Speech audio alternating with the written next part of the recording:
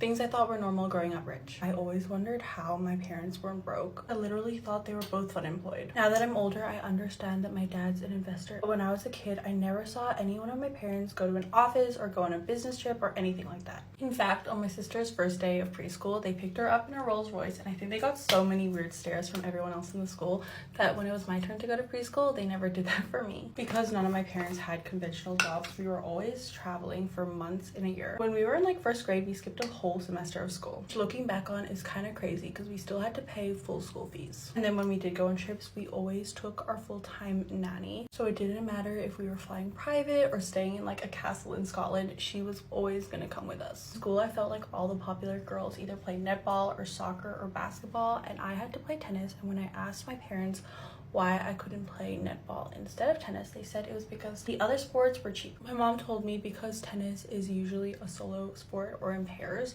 it's more expensive to rent a court, the equipment is more expensive, and just everything was more costly. Some other rich people activities my parents made us do was skiing, horseback riding, and shooting lessons, which was a weird one. I actually really like that one, like clay pigeon shotgun shooting. I've also never had a sleepover in my life, and I don't necessarily think that this is related to me growing up rich. However, I do think because my parents don't have a usual job, they had so much free time that they could be super helicopter strict parents. So you know that super rich kids audio where it's like parents weren't around enough?